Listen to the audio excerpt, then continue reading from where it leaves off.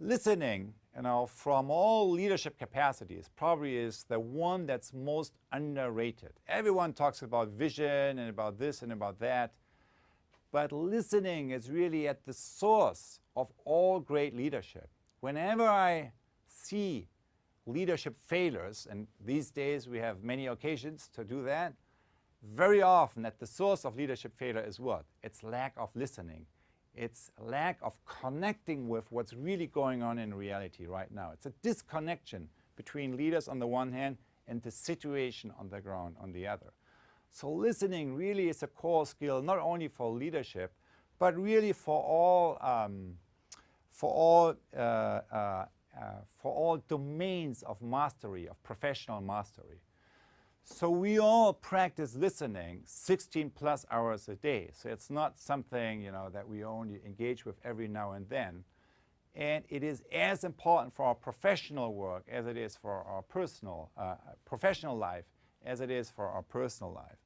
So I observed listening for many years, and I came up with a very simple distinction, which is 4 different levels of listening.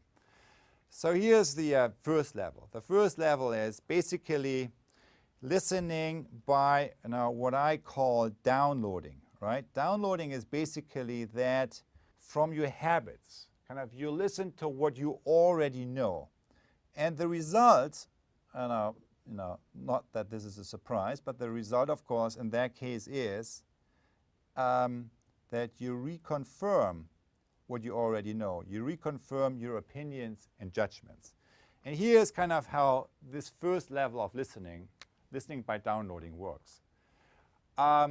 Let's say this circle here represents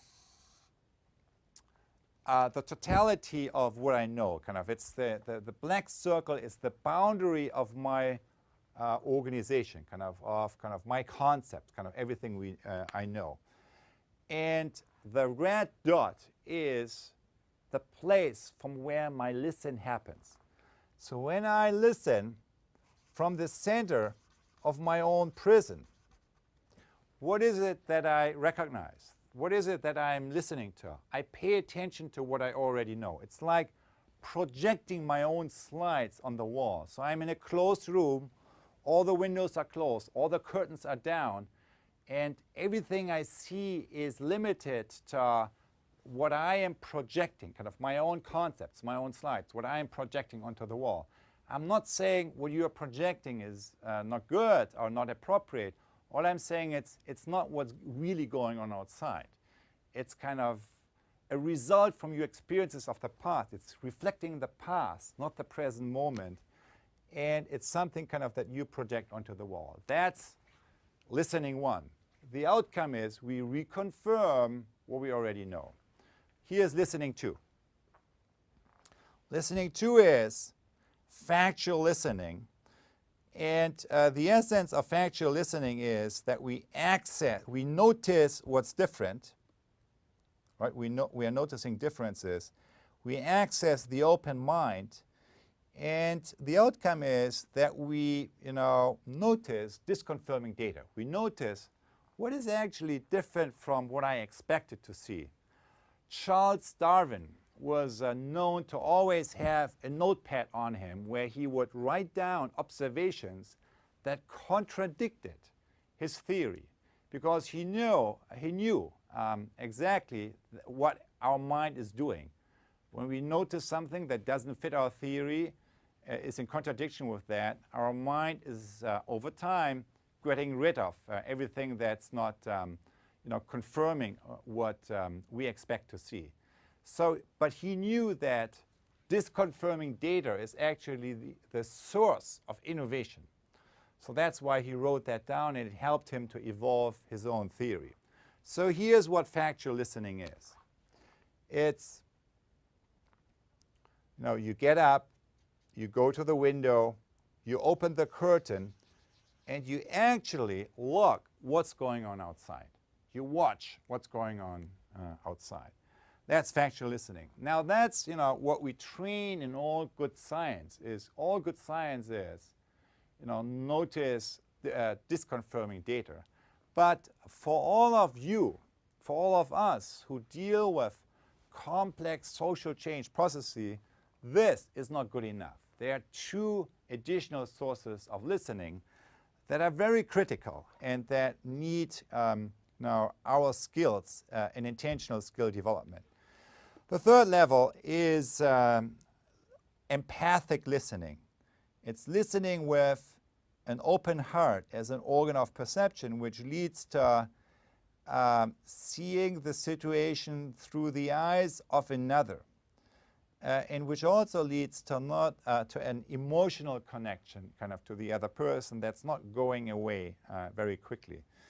So empathic listening is allowing you to step to connect with the experience kind of another person. And when I asked a cognitive psychologist, what really is happening here when you access this deeper way of operating, she said, listening begins to happen from the field or from the other person that you are connecting with. So this is what happens. Your listening begins to happen from the place from where that other person is speaking from, articulating from.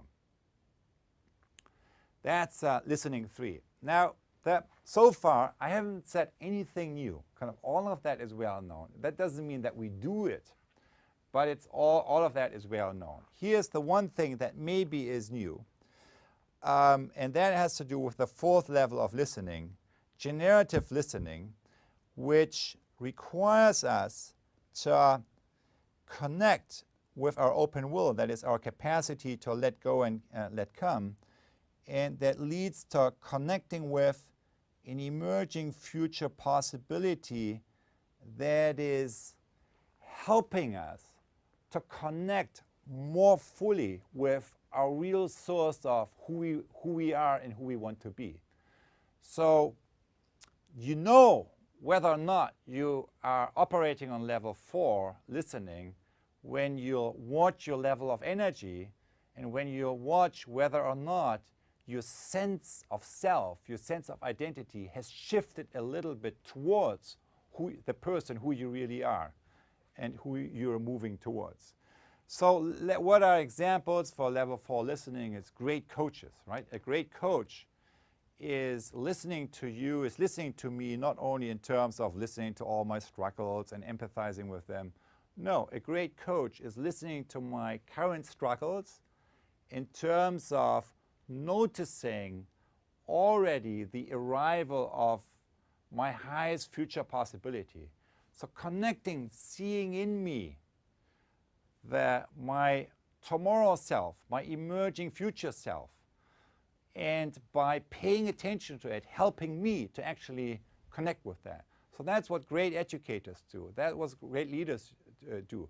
They don't see you in terms of only your past, but they see you in terms of your highest future possibility. And that's kind of what this fourth level of listening is about.